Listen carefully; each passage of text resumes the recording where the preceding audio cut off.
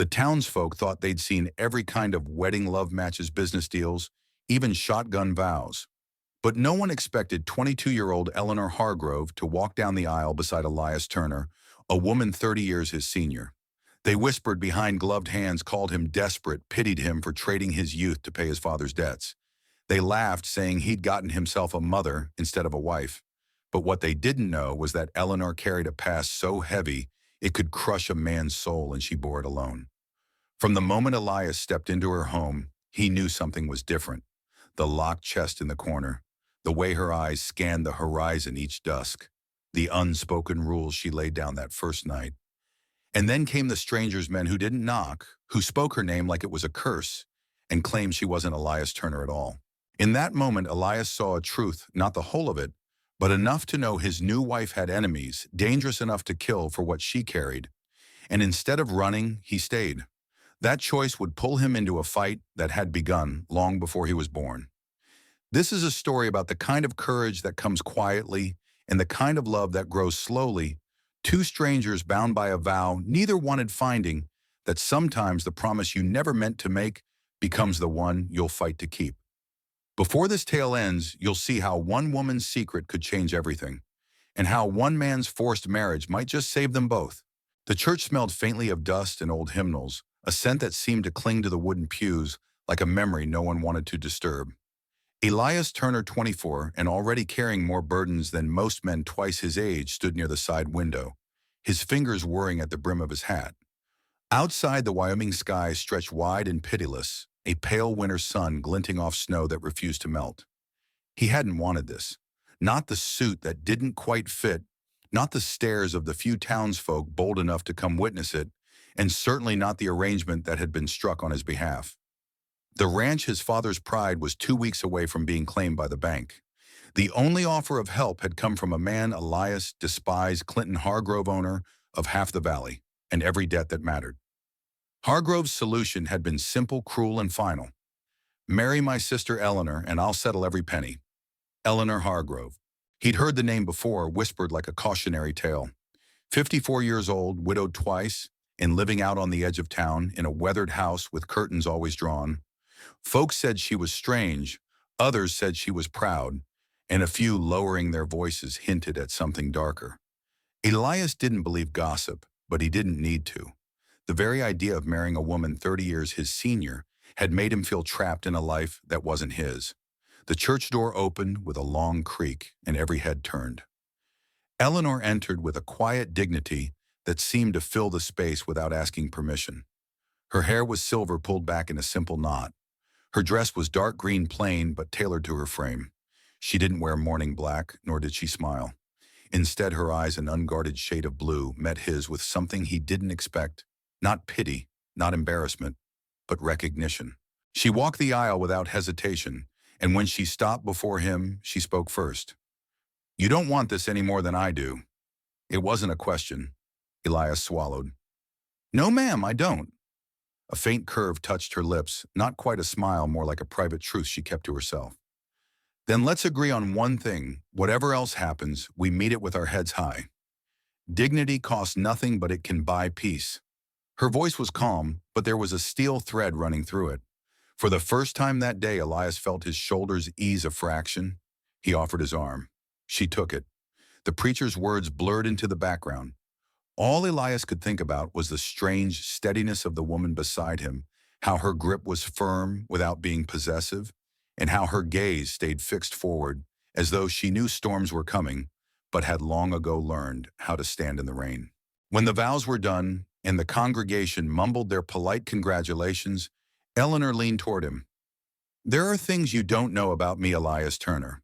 One day you will, but not today." And with that, she led him toward a waiting wagon, leaving behind the whispers that swirled like dry leaves in their wake. Sometimes the heaviest secrets aren't the ones we keep from strangers, but the ones we keep from those who have promised to stand beside us. The wagon wheels groaned over the frozen ruts as Elias sat beside Eleanor, the silence between them as heavy as the winter sky. He kept his eyes on the horizon, trying not to notice the way she handled the reins, steady, deliberate, like someone who had been guiding her own path for years without relying on another soul. They passed the edge of town, the cluster of weathered buildings giving way to open land patched with snow. In the distance, her house emerged, a two-story frame home that had clearly been built with care long before time and weather began to claim it. The roof sagged slightly on one side, but the windows were clean, and the fence around the property stood straight and strong. As they pulled up, Elias noticed a barn in better repair than the house, its red paint faded but intact. He stepped down first, offering her his hand. She ignored it, landing lightly despite her age. Inside, the house surprised him. The parlor was warm, a fire crackling in the stone hearth. A tall bookshelf filled an entire wall, its shelves crowded with leather-bound volumes. The air smelled faintly of cedar and something else, lavender, maybe reminding him of summers long past. "You'll take the upstairs bedroom at the end of the hall," she said, removing her gloves and placing them neatly on the table. "There are rules." Elias raised a brow. "Rules, yes. First, this is a marriage on paper until I say otherwise. Second, you work for your keep, no idle hands in my house. Third, there are rooms you don't enter without my say." She glanced toward a door at the far end of the hallway, its brass handle polished to a shine. He nodded slowly. "And if I break one?" She met his gaze without flinching. "You won't." That night, unable to sleep, Elias wandered to the landing overlooking the parlor. He found Eleanor seated at a small desk by lamplight, writing in a leather journal. Her back was straight, her movements deliberate, as though every stroke of the pen mattered. She paused once, pressing her fingers to her temple, before closing the book and locking it in a drawer. The moment she turned off the lamp, the house felt different, quieter but not at peace. It was the stillness of a place that held more history than it was willing to share. Elias didn't know it yet, but in that journal lay the truth that would upend everything he thought he knew about his new wife and about himself. Some doors are locked to keep people out. Others are locked to keep the past from walking back in. The first week passed in a rhythm neither of them acknowledged but both observed. Elias rose before dawn, chopping wood and tending the small herd in the pasture. Eleanor managed the household with the quiet efficiency of someone who had learned to survive without help until now. They spoke little beyond necessity. Yet when they did, Elias noticed something peculiar. She never mentioned her past. No talk of family, no recollections of childhood, no idle stories about her late husband. It was as though her life began and ended on this patch of land. One afternoon, a storm rolled in from the west, its wind rattling the shutters. Elias was in the barn securing tools when he spotted Eleanor outside, standing in the middle of the yard. She held a faded photograph in her hand, her lips moving as if she were speaking to someone unseen. By the time he reached her, she had tucked the photo into her coat and brushed past him without a word. That night, after she went upstairs, Elias lingered in the parlor. His gaze drifted to the polished brass door handles she had forbidden him to touch. The storm's wind howled against the eaves, and in its chaos, the handle seemed almost to call to him. He told himself he was only checking for a draft when his hand closed around it. But before he could turn it, Eleanor's voice cut through the dark. "Some things are better left alone, Elias." She stood at the base of the stairs, her face half in shadow, half lit by the dying fire. There was no anger in her tone, only weariness. "I wasn't," he began, but the lie died in his throat. "You want answers," she said softly, "but answers have a cost." She turned away before he could speak again, the sound of her footsteps fading up the stairs. Elias stood there, his hands still on the door handle, feeling as if he'd just touched the edge of something vast and dangerous. Some secrets wait to be found. Others wait to see if you're brave enough to open the door. 3 days later, the sound of horses shattered the quiet of the homestead. Elias was mending a fence when he saw 3 riders approach, dust curling behind them like a warning. Eleanor emerged from the barn, her face tightening. She didn't look at Elias, but her voice was sharp. "Go inside, lock the door." He didn't move. "Who are they, men from my past?" she said, the words tasting bitter. The riders reined in at the gate. The tallest, a gaunt man with sunburned skin, tipped his hat mockingly. "Mrs. Eleanor Graves," he called. Or should I say, Eleanor Price. Elias felt the air change. That wasn't the name she had given the preacher on their wedding day. "I told you never to come here," Eleanor said, her voice steady, though her hands trembled at her sides. The man smiled like a wolf scenting prey. "We just came for what's ours. Hand it over and we'll be on our way." Elias stepped forward. What exactly do you want from my wife? The man's eyes flicked to him, then back to Eleanor. Your wife was once married to a banker who thought he could cheat powerful men. When he disappeared, so did a sum of money that belonged to us. We think she knows where it is. Eleanor's gaze dropped to the ground. That money was stolen from settlers' poor families who trusted your bank. The man's smirk faded. You've got one day, Eleanor. We'll be back tomorrow. If you're smart, you'll have it ready.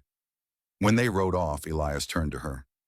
Why didn't you tell me? She met his eyes for the first time in days. Because the truth doesn't just put me in danger. Elias, it puts you there too. And I've already lost one man I love to this. The last words hung between them like a storm cloud. She walked back into the house without another word, leaving him in the yard, with the sound of the wind and his own pounding heart. Some storms break the land, others break the silence.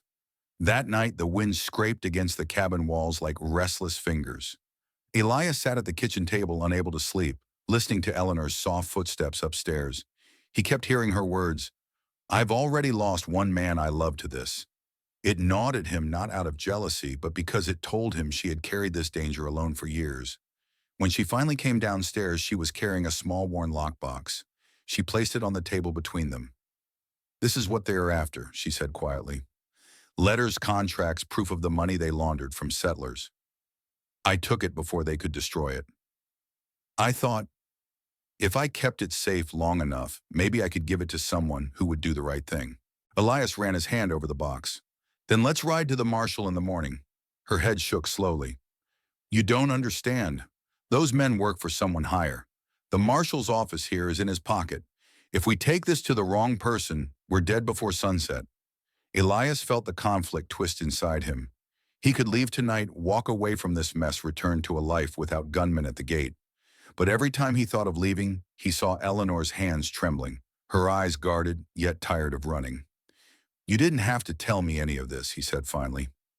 You could have let me think you were just a widow with a quiet life. I'm not quiet, Elias, she said with a faint smile that didn't reach her eyes. I've just been waiting for someone who wouldn't run. Her words struck something deep in him. He realized this wasn't just about protecting her. It was about proving to himself he wasn't the kind of man who turned away when things got hard. He reached across the table and rested his hand over hers. Then we don't run, he said. We make a plan. Outside, the wind howled louder, carrying with it the promise of trouble. But inside, for the first time, Elias saw a flicker of relief in Eleanor's gaze. Some battles aren't chosen, they're accepted. Dawn crept over the prairie in pale gold, but the light felt cold. Elias was in the barn saddling the horses when he heard the crunch of wagon wheels on the frozen dirt road. Eleanor stepped out onto the porch, rifle in hand. Her posture was steady, but Elias could see the set of her jaw. She'd been expecting this. 3 riders and a black wagon rolled into view, the kind used for hauling either goods or bodies. The man in front wore a long coat, the kind that didn't come cheap, and eyes like a hawk that had learned patience from hunger. Mrs. Whitlock, he called, his voice smooth as river silt. It's been a long time. Not long enough, Mr. Harrow, she replied, her tone cutting through the morning air. Harrow dismounted slowly, his boots deliberate on the frozen ground. You have something of ours. I've been polite until now, but today I take it back. Elias stepped forward, placing himself between them. You're trespassing. Harrow looked him over like a merchant appraising a mule. You must be the new husband. Brave. Or stupid. Let me guess she didn't tell you everything. She told me enough, Elias said, his voice low but steady. Harrow's smirk faltered for the first time. Then you know this ends with her in the ground, unless she hands over that box. Eleanor's fingers tightened on the rifle, but Elias placed his hand gently over hers. No, he murmured, we do it my way. He walked to the porch rail and tossed a small leather pouch toward Harrow. It hit the dirt with a muffled clink. Harrow picked it up, opened it, and froze. Inside were only a few silver coins and a folded scrap of paper. Denver. Federal office. 2 copies. You think you're clever? Harrow said, his voice tight with rising anger. I think, Elias replied, you've got a problem bigger than us. Kill us, and the rest of that evidence gets to people who don't take kindly to thieves. For a long moment, no one moved. Then Harrow's jaw worked and he spat into the dirt. This isn't over. I'm counting on it, Elias said. Harrow swung back onto his horse, his men following the wagon, turning with a groan of wood and iron.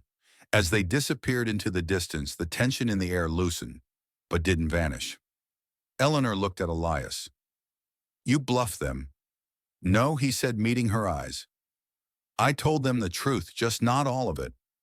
The faintest smile touched her lips, but her hands were still trembling when she lowered the rifle. Sometimes survival isn't about firepower. It's about making the other side doubt their aim. Winter loosened its grip on the prairie slowly, like an old friend reluctant to leave. The snowmelt fed the streams again, and tiny buds began to push through the cold soil around the Whitlock Ranch. It had been 3 months since Harrow rode away. In that time, no riders came in the night, no shadows lingered by the fence line.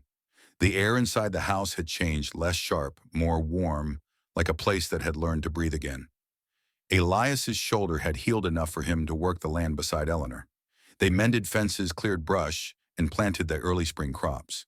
She still kept the locked chest in the corner of her bedroom, but now she didn't flinch every time she saw it. One evening, as the sun dipped low and painted the world in copper light, Elias found Eleanor on the porch, her hands wrapped around a steaming mug of coffee. It's been quiet, he said, sitting beside her. Too quiet, she asked with a hint of a smile. Just quiet enough, he replied.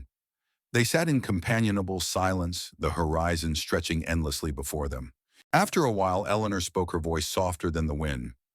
I spent years thinking I'd only ever be looking over my shoulder. Never ahead. She turned to him, her green eyes no longer guarded.